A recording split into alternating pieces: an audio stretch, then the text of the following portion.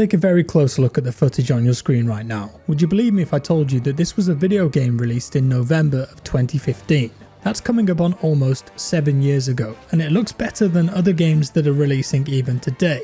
Now I know that the title gave it away, but without that you might not have even realised what you're looking at here. This is Star Wars Battlefront, created by DICE. At this point the Stormtroopers would be a dead giveaway of course, but I want to focus on the graphics and detail here, as in my opinion, in that respect, this game was well ahead of its time. And it's a testament to the work and passion applied here by the developers. Obviously, a lot of time, care and attention went into this, and years later that effort still shines through. I mean, just look at this, walking through Endor here, the streams of water on the ground, the waterfalls and rocks, the dense foliage all over the ground, it just sells it all as a living, breathing environment to get lost in. In the daytime, Endor comes to life, the reflections in the water change, the light rays beam through cracks in the tree canopy, illuminating the battles raging below. And there's a ton of wildlife here to find too, from strange hummingbird type creatures to butterflies and even adorable Ewoks and larger beasts up in the trees. And looking into the sky we can see Death Star 2, Star Destroyers, all sorts of ambient details filling in the space. And when it rains the mood changes again, here in a storm. And you'll notice that it's not only the visuals making this special, but the audio design in this game too was phenomenal. Turn your volume up and soak this in for a few seconds.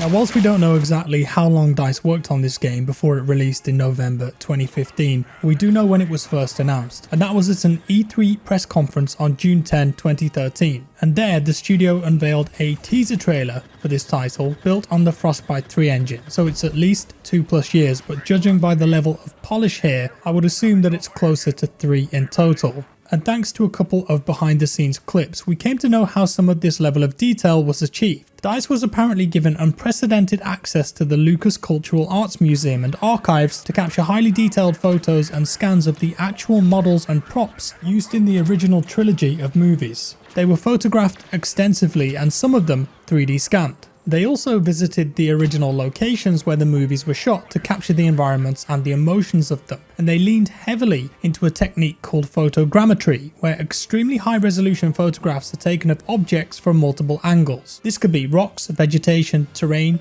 trees, anything really, and then those photos are mapped onto 3D meshes. After that they're imported into the game engine and they can be placed as assets on a level.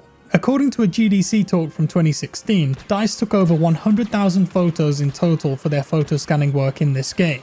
Now whilst I am playing this in 2022 on a modern PC at maxed out ultra graphics and a native 4K resolution, you could have had the game looking this good when it released. They didn't add any extra graphics options down the line or anything, and I'm not running any mods here either.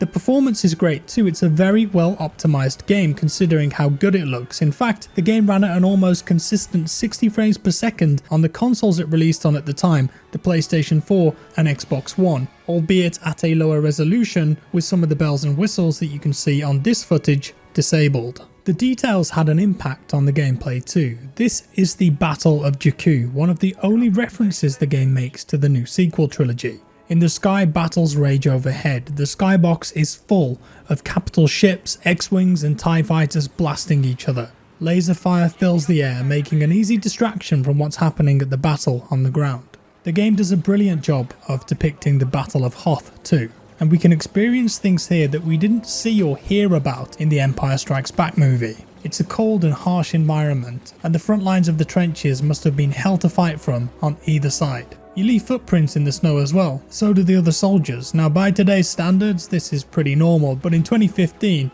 that was a cool detail. And what of the AT-AT, the sinister walker slowly clunking its way toward the rebel base? The giant feet at the bottom of its legs leave craters in the snow that you can actually dive in and use as cover should you be so lucky. And of course you could be crushed by them too if you were in the wrong place at the right time. For a bit of trivia, DICE also created the look and feel of the planet Sullust for the Star Wars universe in this game, as you can see here. It was mentioned only once in Return of the Jedi, but with no context of its appearance, and they opted for a black lava planet with a large buildup of Imperial forces and military installations.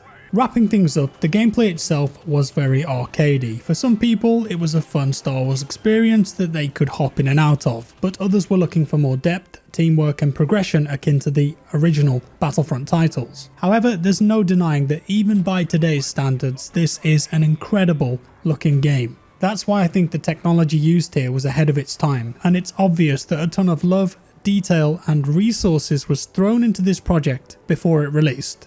Now I'm going to leave you with something that I recorded this morning. It's part of the game that many people didn't know existed in a tutorial section. And I think it ties together everything that we've talked about today, only with a bit of scripting and narrative thrown in to make a cool single player experience. A window into what could have been, or what will be, perhaps. I did it first time too. I promise. That's a lie. But if you showed me this next week and said it was for a new game that they showed off at E3 or Gamescom, I think that I'd believe you, and many others would too. Thank you for watching. If you enjoyed the video, leave a like and a comment below. Sit back and enjoy some lovely speeder bike action on the Forest Moon of Endor. Confirming no activity in the vicinity. Patrol, regroup on my position. We'll move to the next quadrant. Understood. Rebels have overrun our position. They're taking our speeder bikes. Rebels are escaping. All available units, pursue and engage.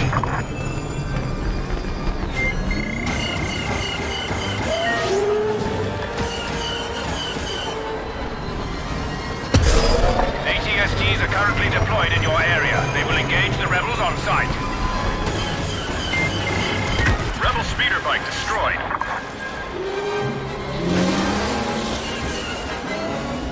Narrow canyons up ahead.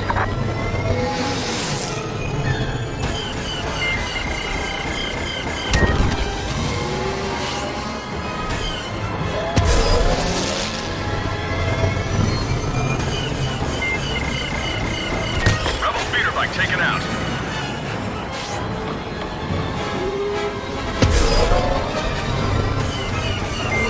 Rebel bike destroyed.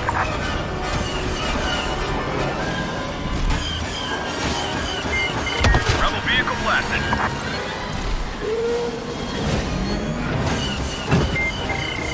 Rebel speeder bike taken out.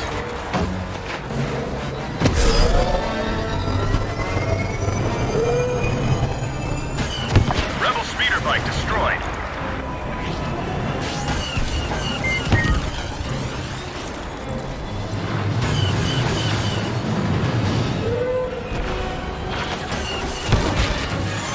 Come out to patrol. If you're reading this, enemy extraction point has been neutralized. Continue pushing the remaining rebels. Roger that. Sharp left turn ahead. Watch out for the drop ahead. Well done, patrol. We have them now.